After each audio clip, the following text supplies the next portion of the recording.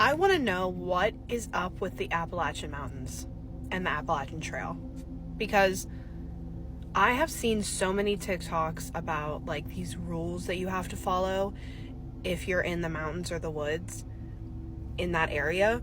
Like, this picture behind me is a picture that a hiker took in like 2006, just like of a bunch of weird rock formations that were put together.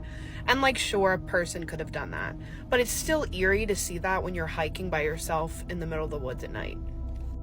These are some of those rules that you have to follow that the locals hound into your brain. And I've seen so many people who go on TikTok who live in the area who talk about like, it's not a game, like it's not like to scare you, like genuinely this is what's going to keep you safe, because there's things in the woods that you don't want to interact with.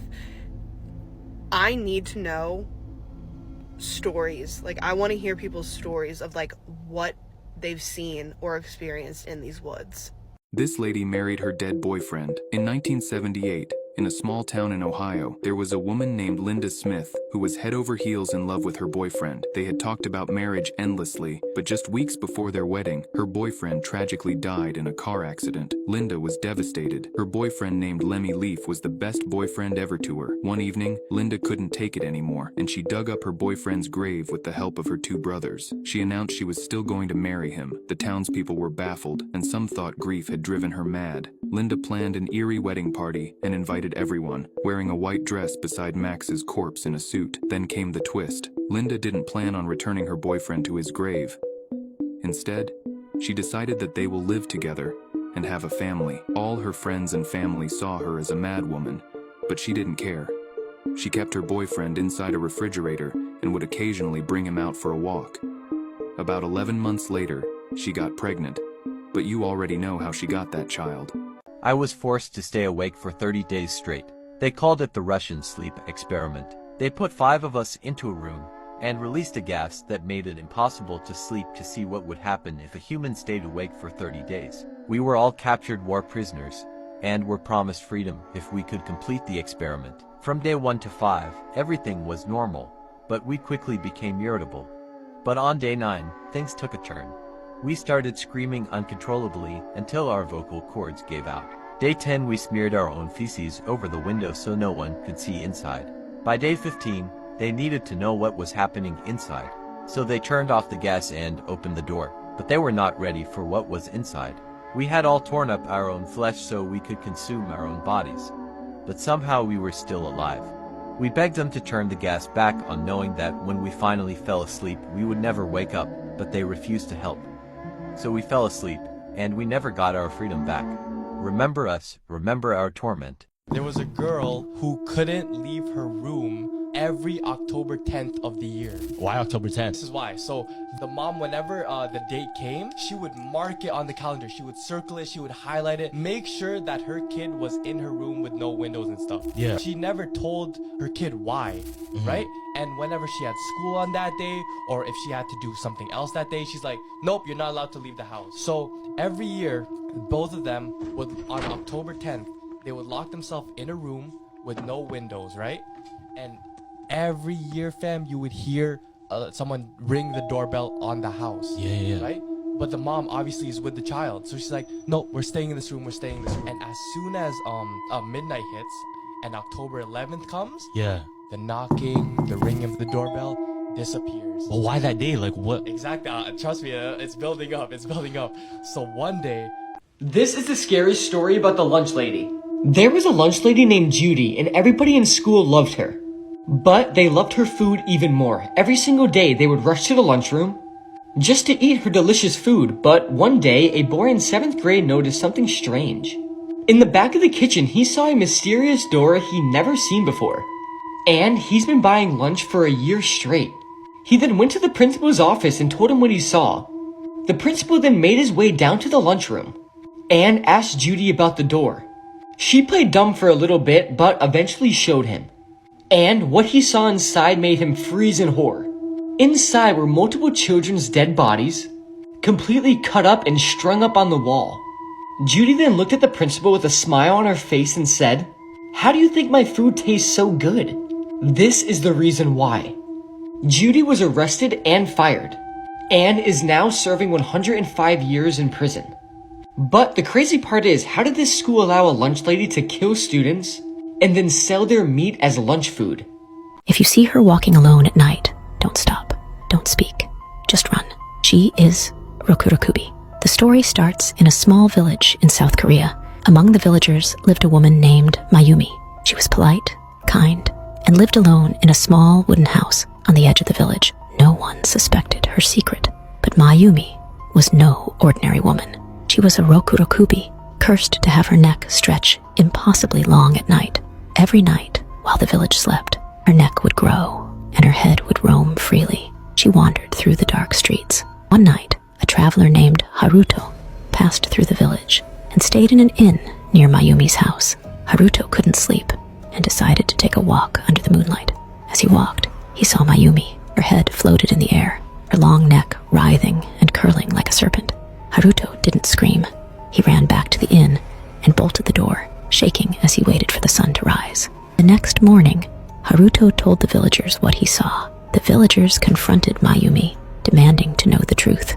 She tried to deny it, but the fear in their eyes told her they already knew.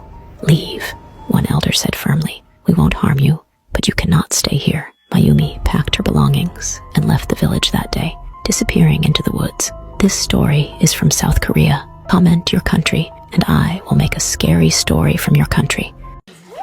Oh, we got a box! We got a box! Oh my god, that Look is how dirty. dusty it is! Jens, please don't take. Thanks. Oh, Jen, we taking this shit. Oh, yes, Thanks, we Jen. Alright, call me the black man in horror movies. Like, Fuck you, Jen. Oh, I'm so anxious. Look at him up there. Oh my god. I thought it said meth trailblazers. Oh, wait, how about something's in it? I'll do it.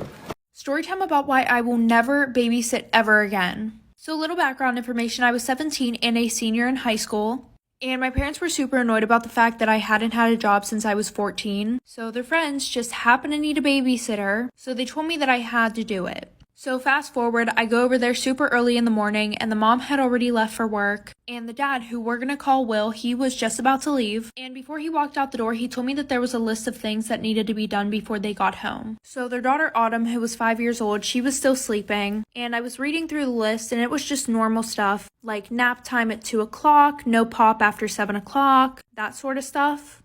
And then it had an arrow pointing towards the back. And when I flipped the page over, it said, "By the way, Autumn is scared to bathe by herself, so please get a shower with her." And I was not comfortable with that, so I called my mom and I told her about it, like for part 2.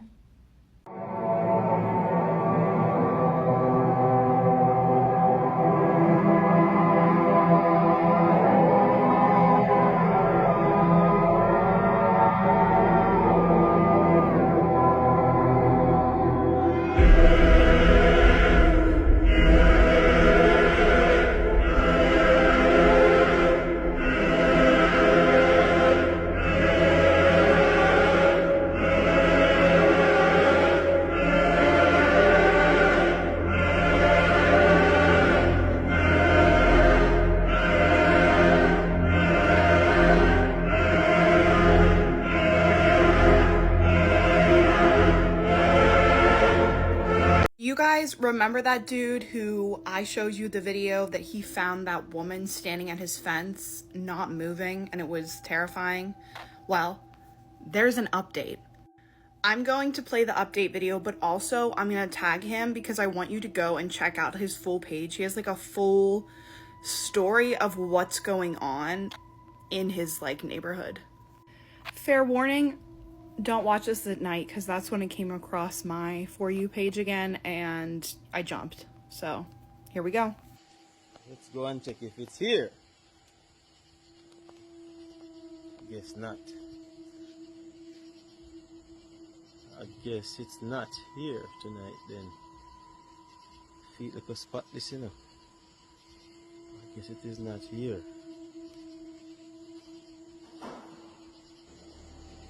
Ah!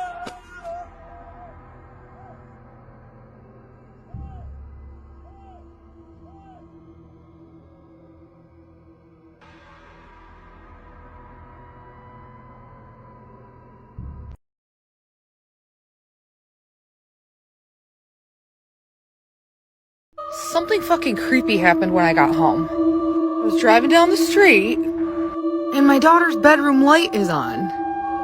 So I'm like, that's weird because she's at her dad's house for a couple nights. She's not home. So I park my car right over here. And when I park my car, I see her bedroom curtains are also opened a bit. So now I'm freaked out, right? And my doors were locked. But my house was built in like 1910. So I was like, I hope it's a fucking ghost and someone didn't, break in or something. So I have to actually go in my house right now, and I'm recording it, because I'm scared. Alright, so, here we go. I'm, like, shaking right now. Like, my hormones are, like, my adrenaline is going again. Like, I have to go up my creepy dark stairs. None of the lights are on upstairs. This is not fun. And I've been hearing weird shit in the attic, bro. Oh, fucking spooky. That's her room. Just turn the light on. I don't know which way I should point the camera. Bro, I'm freaked out. I'm gonna go in my bedroom first. Turning the light on in here. Why isn't it turning on? Okay. This shit's scary. Dude, I don't want to go in there. Everything is like normal in here. But her painting fell. This painting she made was hanging on the wall and that fell. Her chair that belongs to her desk is here, but that just might be normal. Like maybe she was playing with it. I'm gonna look in her closet. Dude. Everything's normal. I'm gonna shut her light off. Like the LED lights are on in my other daughter's room and those always go on. Dude, it was fucking creepy. I'm looking behind the shower curtain. Ha! Nothing there. Weird. Like that light was off last night. I was here in my house sleeping. I hate when that light is on because if I close my door and the light is on, it shines through this crack. It's gotta be a fucking ghost. Like my house was built in like 1906, not 1910, 1906. I lied. Because this story that I'm about to tell you is the scariest story I've ever heard. If you're new here, hi. I just talk about some pretty scary stuff, and recently I opened an email where anyone who finds this page would be able to submit their ghost stories. And let me tell you, not only have I been getting an abundance of stories that I have loved reading that are from every corner of the earth, these are actually scary. And what I mean by actually scary is exactly that. They actually freak me out. On my last video, I said this was the scariest story that I've ever heard. This one. So I just heard scratching, and as you can see, it's still day out, and that's the only time I really film these videos is during the day because I'm a scaredy cat. So I don't know what that's about because I thought it was my boyfriend pranking me. So I looked outside and there's no one there. Only when I did the intro for this person. So I'm going to redo it, and if it happens again, I hope it's on video. So anyways, this story comes from Dakota, who opens the email like this. This is the story about a who disguised itself as a little girl and haunted me for 2 years. Dakota then gives us some background context and says that she's a medium. She has seen, felt, heard, and touched spirits since she was around 5 years old. Which in retrospect is really scary when you think about it. But she says it all started when she was staying at her mom's house 2 hours away. She had a friend who lived right in front of the woods, and they decided to play hide and go seek. So Dakota finds a great hiding spot in between a shed and a chain link fence. And she says she was hiding, looks over to her right, and on the other side of the fence is a little girl staring at her. And as soon as her and this little girl made eye contact, the little girl reached through the chain link fence and grabbed her wrist. Dakota yanks her hand back and looks back at this little girl, and she is not there anymore. It is also to be noted that this was around fall time, so there were leaves on the ground and branches and twigs and etc. And she didn't hear anyone walk away or run. So Dakota runs out, tries to tell her friend what had happened, and her friend is just not having it because she's scared. Fast forward 2 months, and she's back at her dad's house and having a sleepover with an old friend. As Dakota and her friend are talking to each other on her bed, she looks over at the doorway, and the little girl is standing right in the doorway. She didn't really think anything about it because at the time, all the neighbor kids were allowed to just kind of walk in her house. And I know families like that, so I understand. But she did a double take, and the little girl was gone the next time she looked. She asked her friend, "Did you see someone?" And her friend said, "No, I didn't see anyone." And Dakota said, "Little did I know this was the beginning of a 2-year ordeal." Dakota says every day since then, she sees this little girl in her house. And this little girl did not talk. She just stared at Dakota a lot of the time. And sometimes she would only show half of her face from around the corner. And I'm going to quote this. But her favorite thing to do was watch me sleep. Dakota includes in her email that she likes sleeping in complete darkness. And the only thing that is radiating light in her room is her alarm clock that is blue. And she says every single night she would wake up and see this little girl standing in the doorway, watching her sleep. Dakota says that the most active this little girl was when she was home alone, cleaning her room. Dakota, while cleaning her room, looks over into the living room, and just for some context, she lives in a trailer, so it's completely open concept, so you can look through rooms. She looks into the living room and sees a little girl standing there, watching her. As soon as they make eye contact, the little girl runs into the kitchen. So Dakota follows her. And once she goes into the kitchen, the little girl's standing in front of the fridge. The moment they make eye contact, the little girl runs into her dad's room. So she goes into her dad's room. Nobody's there. She's looking around. Nothing. Hears a loud bang coming from the laundry room. Goes into the laundry room. Sees the little girl standing in front of the washer and dryer. Then she runs back into the kitchen, and Dakota didn't see her the rest of the day. And Dakota says that it was really common for this little girl to not speak ever, but she would want Dakota's attention, so she would run around and kick things and knock things off counters and slam cabinets, etc. But fast forward 2 years, and Dakota's obviously used to it by now, but she hasn't seen this little girl in 4 months. Until one day, she saw her in her dream, and it was Dakota's first lucid dream. Dakota says that she goes to sleep, wakes up, and everything in her dream feels so real. She turns over at the clock, and it reads 3:16. When Dakota turns her head back around, there the little girl is. And she looks normal little girl that she's seen for the past 2 years at this point. And all of a sudden, this little girl starts to look really mangled and disgusting. She starts developing this smile and these teeth and sprints at Dakota, where Dakota falls back in her bed and wakes up. Looks over at the clock, 3:16. Dakota gets up, goes to the bathroom, and as she's standing up from using the bathroom, the little girl standing in the doorway. She looked like the same little girl that she's seen the past 2 years, until again, she looked really mangled and disgusting and sprints at Dakota, where Dakota falls backwards, screaming. And they had this animal cage in their bathtub at the time that they were cleaning, falls back on that, and she could feel the cage under her. But nonetheless, she wakes up again. And it is, again, 3:16 a.m.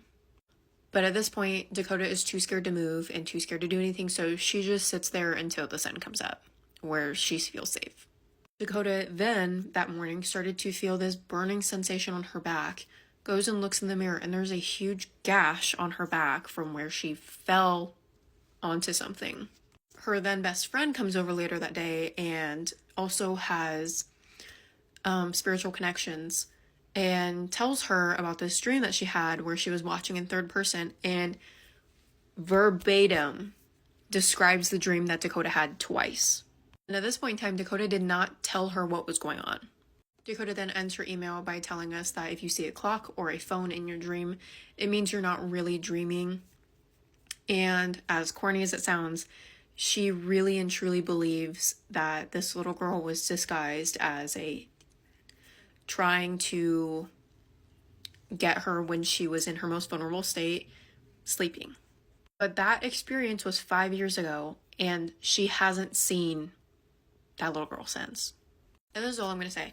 I don't know how people deal with that stuff for years. I dealt with it for a month, and no. That story was really long. However, I think it was the best story I've read so far. Anyways, that's gonna do it for me. Stay tuned for my ghost stories. Scary Reddit Stories Part 74. I have a friend who is a trail ranger. Basically a ranger who can't get you in trouble. He told me about this time he was gathering illegally placed wildlife cameras and knocking down hunting stands with another actual ranger. The other ranger wasn't feeling well, so he said he was going to head back as it's a 1-hour ATV ride. Friend finished up the last one when he heard voices. Keep in mind he's far off the beaten path. He called out, and no one replied. It was getting dark, so he started to head back and found out that his ATV wouldn't start. He then noticed that the battery was not connected anymore. He reconnected it and started to drive, but it wasn't going fast at all. Less than half a mile later the whole thing died.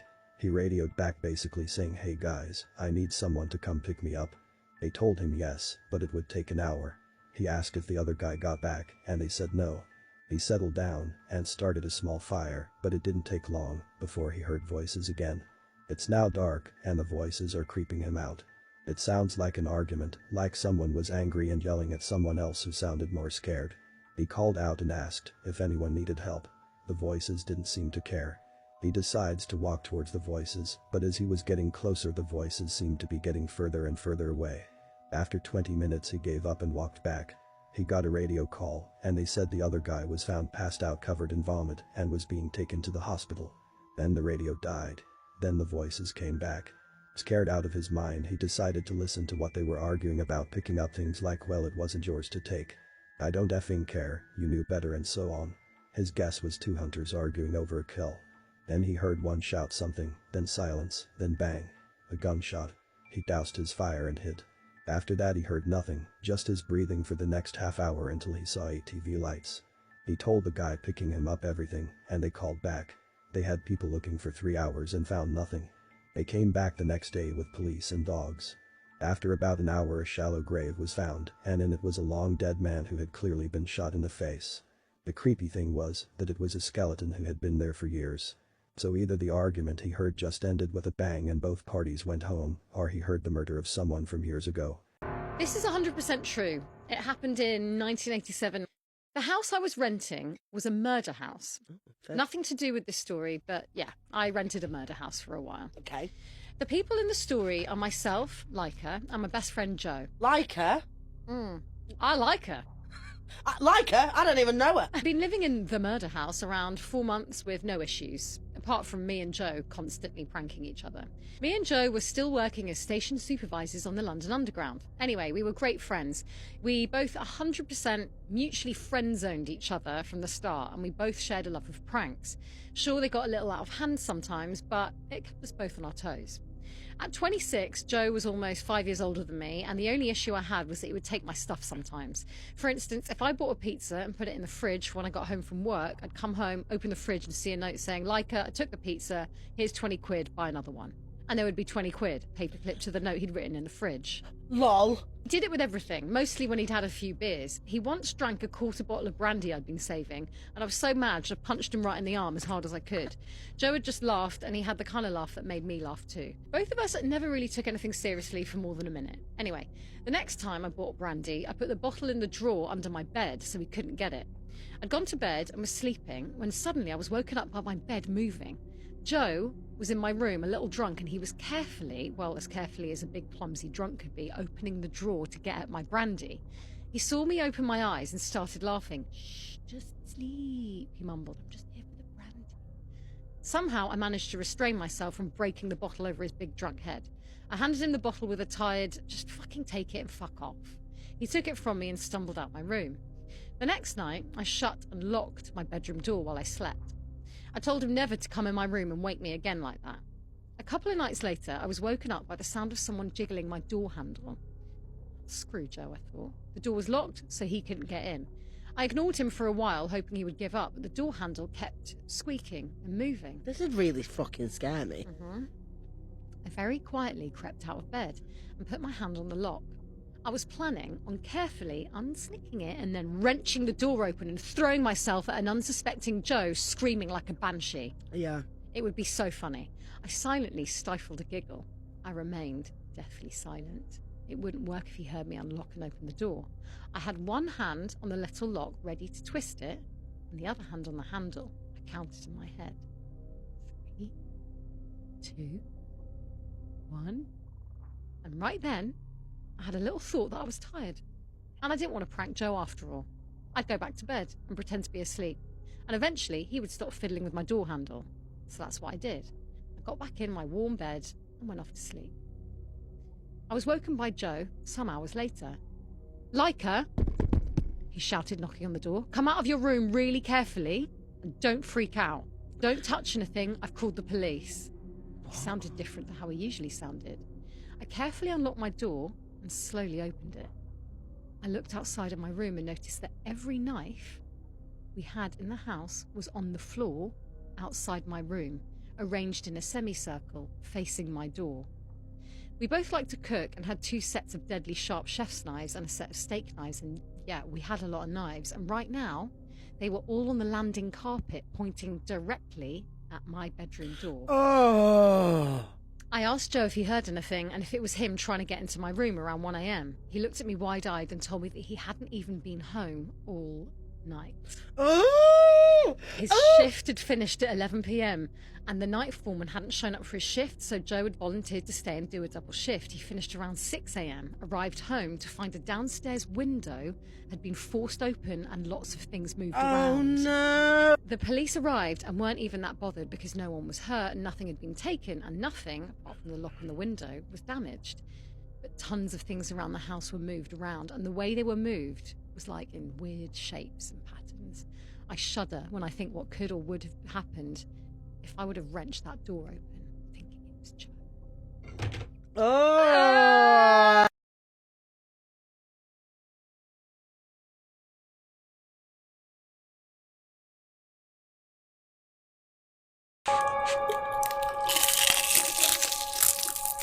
I was around 5 or 6 years old at the time, and as you probably know, most girls at around that age would be into dolls, especially Barbies and princess dolls, and I was one of them. Although I never really played with them. Most of the time my dolls would be on a small shelf, not too far up the wall, but enough for me to reach, just standing or sitting there all day. One day I woke up, and for some odd reason I had a feeling about my dolls. I walked over to the small shelf where they were at, and I was just staring at them, and they stared back at me. I don't know why I was staring at them, but I guess I was just bored and wanted to stare at something, that being my dolls. A few minutes went by, and as I was starting to get bored, when I was about to get up, I suddenly got a cold feeling up my spine. For a quick second, I saw one of my dolls wink at me. I immediately stood up in shock, but didn't say anything. I thought it was in my imagination, knowing that I was 5 years old, but what I saw felt real. I never told anyone except my cousin about this. Till this day, I never got to know if what I saw was real or not. But luckily, as I got older, I lost interest in dolls and my parents put them into charity. But I still think about what happened that morning, and I wonder if that would happen again if I kept them.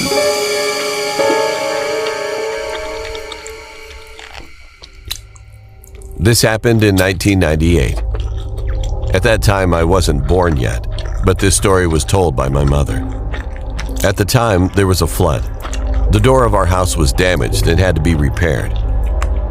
2 days later, my mother had a weird feeling because there were items missing from the house. Money, jewelry, food, and so on. One night, Dad planned to put a broom in the middle of the door of the house so if anyone opened it, then the broom would fall off. The next day, we were all shocked because the broom that was initially in the middle of the door was now next to the door, meaning someone had changed the position of the broom. That night, Dad planned to try to catch the person who tried to break in. My dad sat in the living room, turning off all the lights and fans. All of a sudden, the door opened and Dad saw a man enter our house. Dad immediately took a baseball bat and hit the man as hard as he could. The beaten man fell and writhed in pain. Apparently, the man was the man repairing our house. The man tried to escape and said he was thirsty and wanted water in the kitchen, but my father was not negligent and did not release him. After that, the police arrived and arrested the man. And most surprisingly, we were not the first. Many had fallen victim to this man. The police then went to investigate the man's house and informed the man's wife. Upon investigation, the man apparently stole a lot of jewelry and gifted it to his wife.